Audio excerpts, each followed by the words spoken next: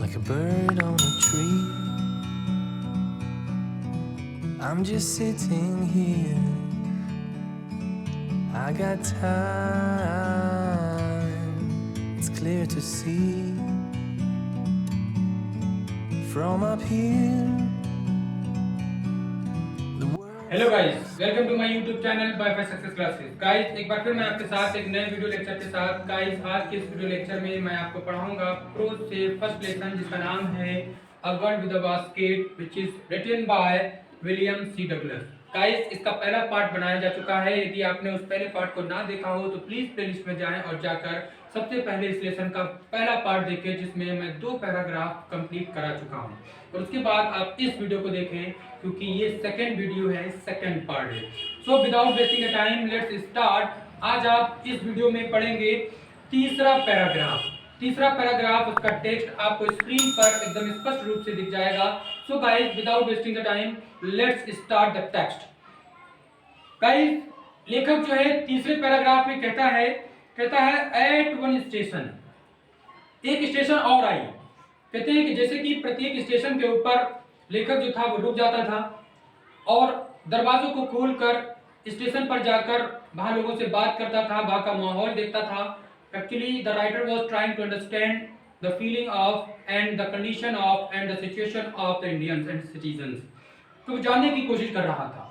तो इसलिए कहते हैं कि ऐसा फिर हुआ कि एक अगली स्टेशन आई जिस पर लेखक उतरता है, और जैसे ही लेखक उतरता है तो कहता है एट वन स्टेशन, एक स्टेशन ऐसी भी आई, my routine of talking with the people, कि वो कि जो मैं हर स्टेशन पर रुककर लोगों से बात कर रहा था, प्लेटफॉर्म पर टहल रहा था, वहां के माहौल वातावरण को देख रहा था, वो टूट गया।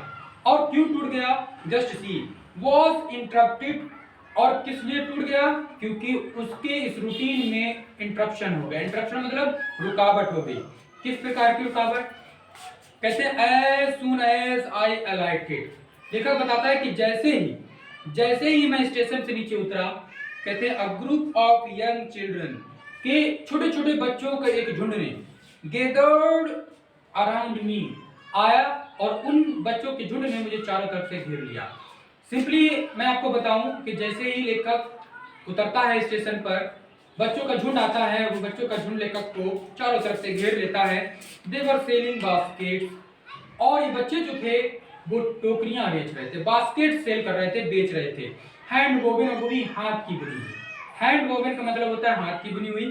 रीड बास्केट, और वो भी पतेल यानी कि सरकंडे की जो टोकरियां होती हैं, जो कुछ लोग अपने घरों में डलियां यूज करते हैं, वो पतेल की बनी हुई होती हैं। वो एक प्रकार की घास होती है और उसके उस पार्ट को सरकंडा भी कहते हैं। कहते हैं उस पतेल से, उस सरकंडे से बनी हुई वो जो टोकरियां थी, जो हाथ से बुनी जाती हैं, वो हाथ से बुनी हुई टोकरियां बेच रहे थे with simple design and patterns. और उनकी जो टोकरियों की डिजाइन थी वो बिल्कुल सिंपल थी, बिल्कुल आम डिजाइन की वो टोकरियां थी। Yet they were looking beautiful, लेकिन फिर भी वो टोकरियां सुंदर और खूबसूरत मालूम पड़ रही थी। कहते हैं दे हेल्ड द बास्केट हाई, और वो सारे बच्चे अपने हाथ में टोकरियों को पकड़े हुए ऐसे ऊंची उठाए हुए थे और लेखक की तरफ वो अपनी टोकरियां किए हुए थे। शाउटिंग देयर वेयर्स, और आवाज लगा रहे थे अपनी फेरी वाली कि टोकरी ले लो, टोकरी ले लो। हर फेरी वाला एक अपनी आवाज लगाता है। आई डोंट नो, आवाज लगाना नहीं जानते, लेकिन फिर भी यू कैन अंडरस्टैंड कि किस प्रकार की आवाजें वो बच्चे अपनी टोकरियों को बेचने के लिए लगा रहे होंगे। कहते हैं डिड नॉट नो, मुझे नहीं समझ में आया कि वो बच्चे क्या आवाज लगा रहे थे, क्योंकि वो हिंदी बोल रहे थे और लेखक को हिंदी नहीं आती थी। कहते हैं बट, लेकिन मैं इतना तो समझ गया था, कन्वेइंग अनमिस्टेकेबली देयर डिजायर, कि आखिर ये क्या चाहते हैं, ये क्या आवाजें लगा रहे होंगे। अंदाज से समझ गया कि ये अपनी टोकरियां बेच रहे हैं, इसलिए टोकरियों को ही खरीदने की आवाजें लगा रहे होंगे। इस बात को वो समझ गया। अब क्या होता है, नेक्स्ट पैराग्राफ देखें। These were refugee children, बताते हैं कि ये जो बच्चे जो टोकरियां बेच रहे थे, ये शरणार्थी बच्चे थे। शरणार्थी जो दूसरे देशों से आए हुए हमारे देश में रहने लगे, उनको शरणार्थी का दर्जा मिलता है। तो शरणार्थी बच्चे थे। When partition between India and Pakistan was decreased, ये वो शरणार्थी थे कि जब देश में आजादी हुई थी और देश की आजादी के साथ भारत देश के 2 टुकड़े हुए थे, एक इंडिया और एक पाकिस्तान।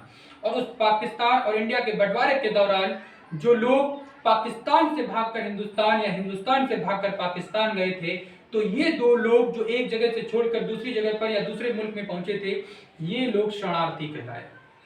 कहते हैं hundreds of the thousand of people, के हजारों लोग पुल्ड अप देयर रूट्स, अपनी अपनी जगहों को, अपने अपने घरों को छोड़कर चले गए, एंड चेंज देयर रेसिडेंसेस, और उन्होंने अपने घरों को बदल दिया।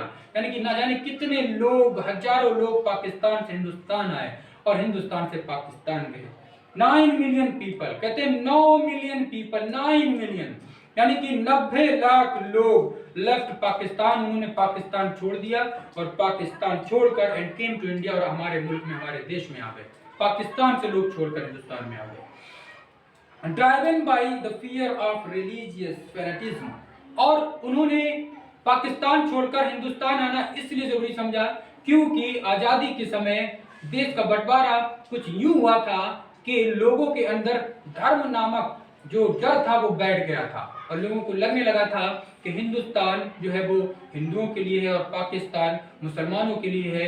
इसलिए लोग बेचारे डरे हुए, हिंदुस्तान के लोग पाकिस्तान को भाग रहे थे और पाकिस्तान के लोग हिंदुस्तान में भाग रहे थे। कहते हैं ये वो डर था जो धार्मिक लोगों को डर, उन्माद फैलाने वाला डर था। दे वर पुअर, और ये शरणार्थी बच्चे जो हैं, जो शरणार्थी के तौर पर यहाँ रह रहे, दे वर पुअर, वो गरीब थे। Poor people to start with, वो गरीब जो पाकिस्तान से हिंदुस्तान में भागकर आए हैं और शरणार्थी बनकर रह रहे हैं।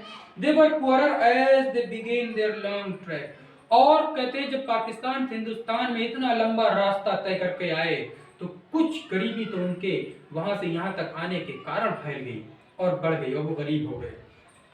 For all they could carry, क्योंकि वो वहां से कुछ ला ही नहीं सके, और जो भी कुछ लाए तो वो क्या था, was a bit of food, थोड़ा बहुत खाना ला सके, एंड अ फ्यू बिलोंगिंग्स, और गिनी चुनी सामान चीजें अपनी ला सके, बाद बाकी सब उनका वहीं छूट गया, और यहाँ से जो वहां गए उनका यहाँ छूट गया। Soon they were out of food, और नतीजा ये हुआ कि जब वो वहां से चले, जो भी थोड़ा बहुत खाना लाए, थोड़ी बहुत चीजें लाए, वो भी रास्ते में समाप्त हो गई, और रास्ते में समाप्त हो जाने के साथ उनके साथ में बहुत सारी ट्रेजेडी हुई, उनको बहुत तकलीफें हुई।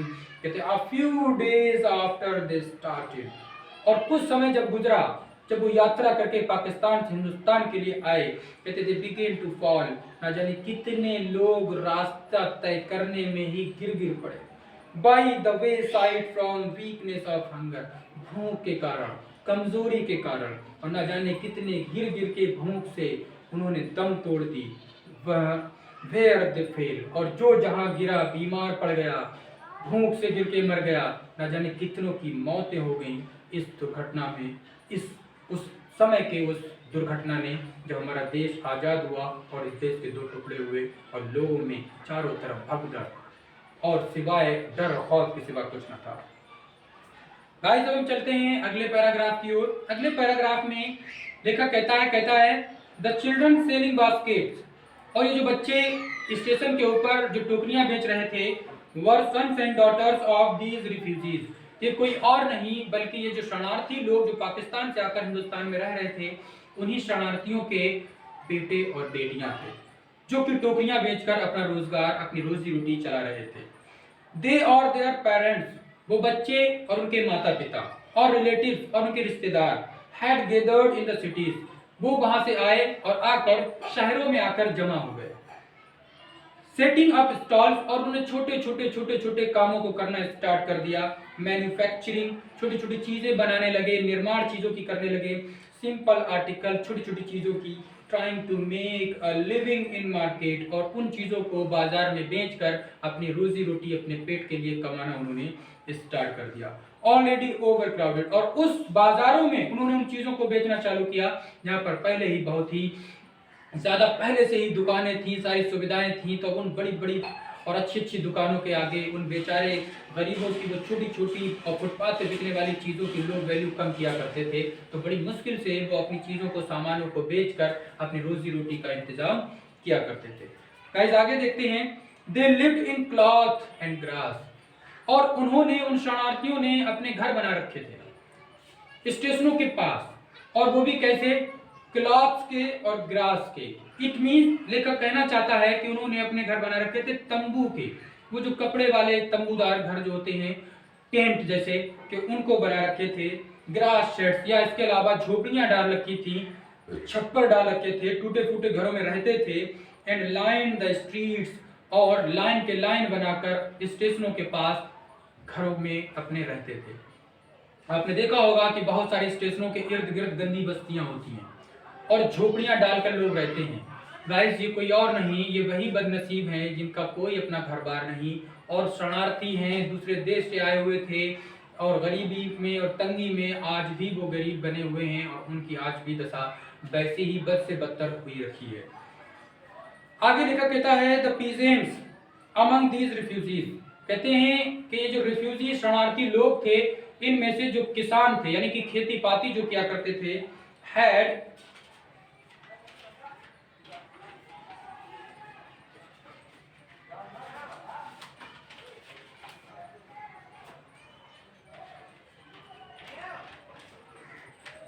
had been accustomed to little all their lives for the annual income, और ये जो खेती पाती से जो भी इनकम कमाया करते थे वो इनकी इनकम इतनी कम थी of an agriculture family does not exceed on an average $100 a year। इतनी कम थी कि उनके अगर पूरे साल की कमाई जोड़ी जाए तो लेखक अपने यहाँ की करेंसी से मिलान करते हुए कहता है कि $100 के बराबर भी उनकी पूरे साल की मेहनत या कमाई नहीं हुआ करती थी खेती पाती करने वालों की। कहते हैं द एवरेज अनस्किल्ड लेबरर्स, कहते हैं इसके अलावा जो मजदूर थे तो मजदूर make a 30 sent a day, वो मजदूर दिन में जब मजदूरी करते थे तो मजदूरी करने के बाद उन मजदूरों की जो कमाई होती थी वो लगभग 30 सेंट होती थी। 30 सेंट का मतलब है गाइस उस टाइम 30 सेंट बराबर हिंदुस्तान के ₹1.5, यानी कि ₹1.5 उनको एक दिन में उनकी मेहनत और मजदूरी में जाकर मिलते थे। आगे कहते हैं कि और लेस देन $2 अ वीक, जो अगर उनके पूरे सप्ताह के जोड़े जाए तो पूरे सप्ताह में $2 भी उनके रुपए इकट्ठा $2 भी उनके नहीं इकट्ठा होंगे, $2। कहते हैं there is 1 meal a day, और बेचारे ये गरीब लोग दिन भर में एक बार का खाना खा पाते हैं और उस खाने में एन ओनियन, एक प्याज उनको मिलता है, अ पीस ऑफ ब्रेड, एक रोटी मिलती है, अ बाउल ऑफ पल्स, एक प्याला दाल मिलती है विद मिल्क, और साथ में दूध मिलता है, perhaps a bit of God चीज, और थोड़ा बहुत उनको जो है बकरी के दूध का चीज यानी कि पनीर मिलता है। कहते हैं उनकी किस्मत में नो टी, कोई चाय नहीं, नो कॉफी, उनको कोई कॉफी नसीब नहीं होती, नो फैट, कोई उनको चिकनावट यानी कि तेल घी जैसी चीजें नसीब नहीं होती, नो स्वीट, उनको कोई मिठाई नसीब नहीं होती, नो मीट, और ना ही उनको मांस खाने को मिलता, क्योंकि गरीबी और तंगी के कारण वो मुश्किल से एक टाइम का ठीक ठाक खाना खा पाते हैं बड़ी मेहनत और मशक्कत करने के बाद। कहते हैं $100 a year is not $2 a week, कि अगर $100 ही अगर एक साल में वो कमाते हैं तो ये तो एक सप्ताह में $2 तक उनके हिस्से में नहीं पड़े। Yet even that small amount is hard to earn by selling basket, और वो भी टोकरियां बेचकर ये जरा सी रकम भी कमाना उनके लिए बहुत ही भारू थी और बहुत बड़ी तकलीफ वाली बात थी। To the people too poor to buy them, इन गरीब बच्चों के लिए, ये गरीब बच्चे जो टोकरियां बेचकर अपने रुपए रोजी रोटी कमाते हैं, ये भी इनके लिए बहुत कठिन और बड़ी और मुश्किल की बात थी। कहते हैं that no doubt is the reason, कहते हैं यही वो वजह थी दीज लिटिल चिल्ड्रन, के ये छोटे छोटे बच्चे थे, डिसेंडेड ऑन मी लाइक लोक्यूस्ट, कि ये मेरे ऊपर टिड्डियों की तरह टूट पड़े थे।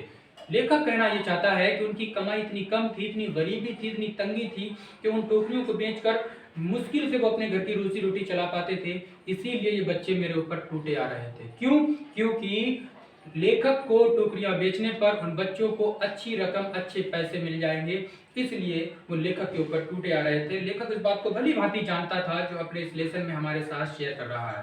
कहते हैं आई एन अमेरिकन, मैं जो कि अमेरिका का व्यक्ति, was doubtless, निसंदेह, the most promising market they had seen, इन बच्चों के लिए एक बेहतरीन ग्राहक की तरह था, क्योंकि वो जानते थे कि मैं वो बेहतरीन ग्राहक था कि जिसको टोपियां बेचने से अच्छी उनको कमाई और इनकम मिल जाती। तो गाइस आज के इस वीडियो में इतना ही। लास्ट का बचा हुआ पोर्शन आप लास्ट के थर्ड पार्ट में पढ़ेंगे। So guys I hope so कि आपको हमारा ये लेसन समझ में आ रहा होगा। पूरे लेसन को समझने के लिए, सीखने के लिए आपको थर्ड पार्ट भी देखना पड़ेगा फर्स्ट पार्ट के साथ साथ। तब तक के लिए ऑल द बेस्ट। अगर आप हमारे इस चैनल पे नए हो तो लाइक करना, शेयर करना, कमेंट्स करना और साथ ही साथ सब्सक्राइब करना ना भूलें, क्योंकि मेरे जो पहले के स्टूडेंट्स हैं वो इन सारी चीज़ों को करने में माहिर हैं और समय समय तक वो करते भी रहते हैं और हमें प्यार बांटते भी रहते हैं। All the best.